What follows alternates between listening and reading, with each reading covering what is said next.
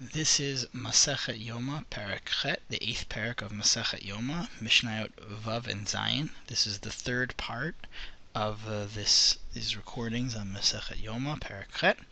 These laws deal with the general rules of pikuach nefesh, of when one can violate a commandment in order to save someone's life. So last Mishnah, in Mishna Hey, we discussed how certain times people are allowed to eat on Yom Kippur to save their lives. Here we do some more general rules. Now, what's interesting here is how far and expansive these violations go. So the Mishnah tells us, Misha achso bulmos machilin oto afilu dvarim tmeim ad shioro einav.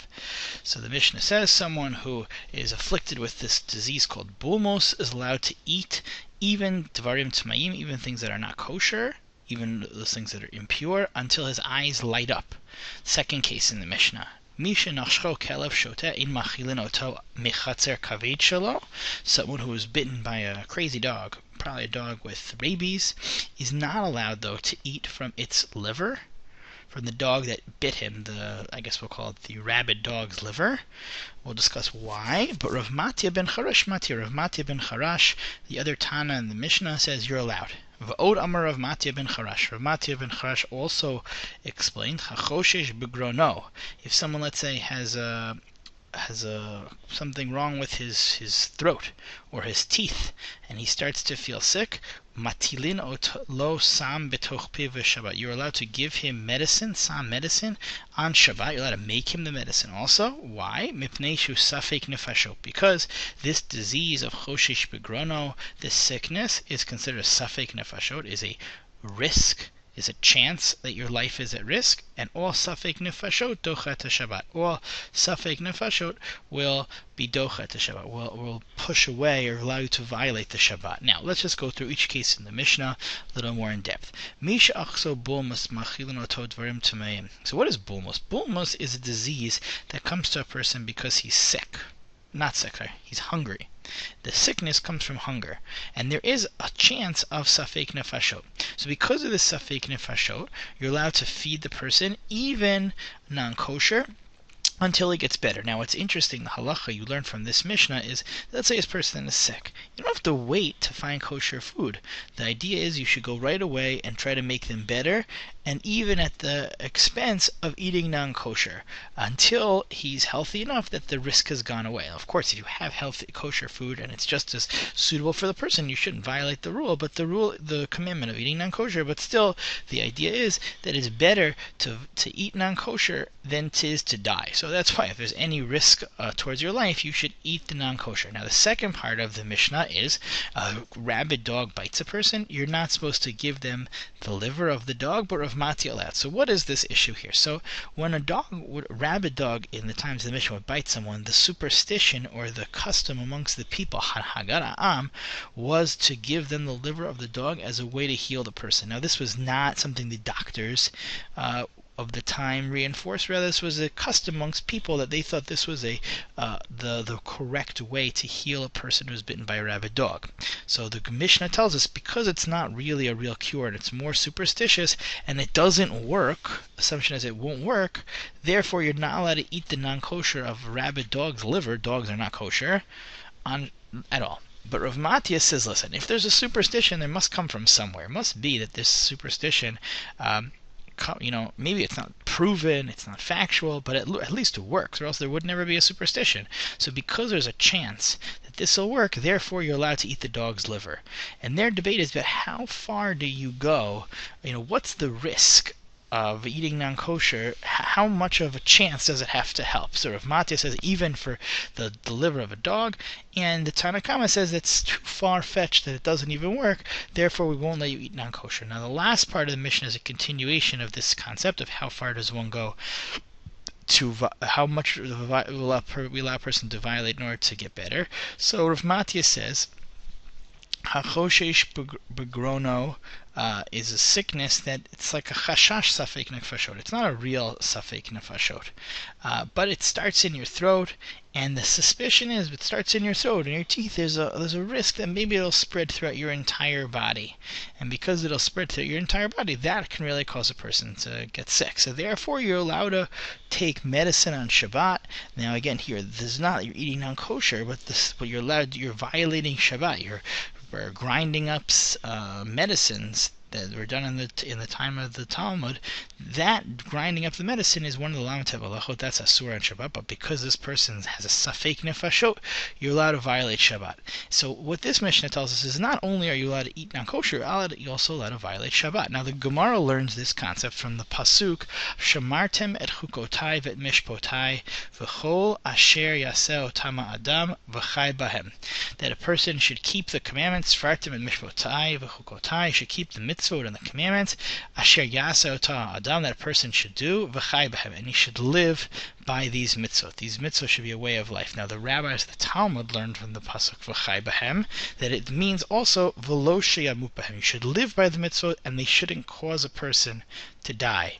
Meaning, the mitzvot are supposed to be a way to live your life. They're not supposed to cause a person death. They're not going to say easy, but they're not supposed to make you die. So therefore, even in a case where there's a risk of a person's life, and the cure is not necessarily 100% proven also, as we see earlier, we will allow a person to violate these commandments in order to keep their life alive. So this is the concept of pikuach nefesh. It's based on this pasuk v'shemartem et chukotai v'mishpotai v'chai b'hem, that a person should live by the mitzvot and not die by them, and therefore, for a person's life is at risk, you're allowed to violate certain commandments. This Mishnah details the mitzvot of Shabbat you're allowed to violate, the isurim on Shabbat to make some amanim, and also you're allowed to eat non-kosher. Now the next Mishnah is fascinating also. It says though, it discusses a very interesting case here. Misha nafla alav mapolet.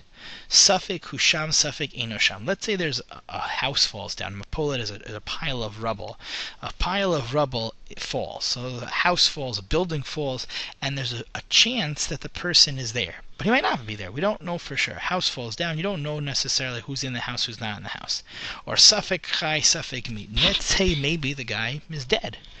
And the assumption here is you're allowed to violate Shabbat to save someone who's alive. You're not allowed to violate Shabbat to save someone who's dead.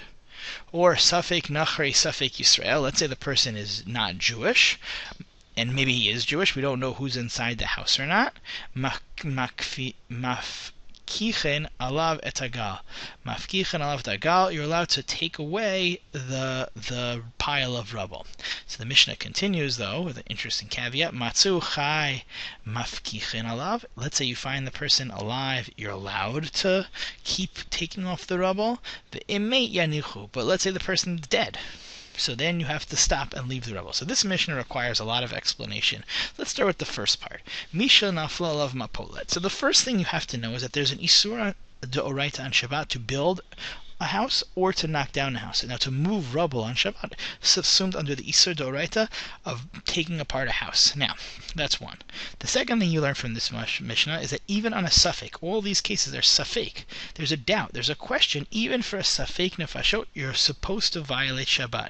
But there has to be at least a safek. Now, where do you draw the line of a safek? That's a good question, but there has to at least be a safek, a doubt that the person's there. If there's no safek at all, or it's really, really, really far-fetched, it might not be allowed to violate Shabbat. And that's the question of, where does that line draw? And it's a very hard thing to determine.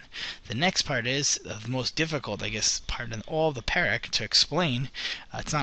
Is this Safek Nafri Safek Yisrael? Let's say you have a question if the person in the rubble is Jewish or not Jewish.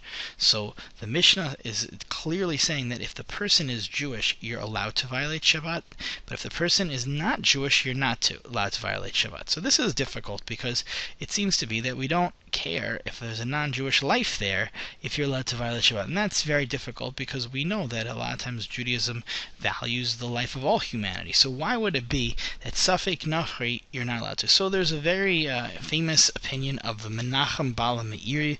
The Meiri was one of the Rishonim. He lived in Provence, which is a region in between France and Spain, and he has a very famous analysis of all the laws in the Talmud that seem to say that non-Jews, you should let them die, you shouldn't let them live, you shouldn't do business with them. All of these mitzvot are specifically referring to two things. One, it refers to Ovdei Kochavim in the time of the Gemara.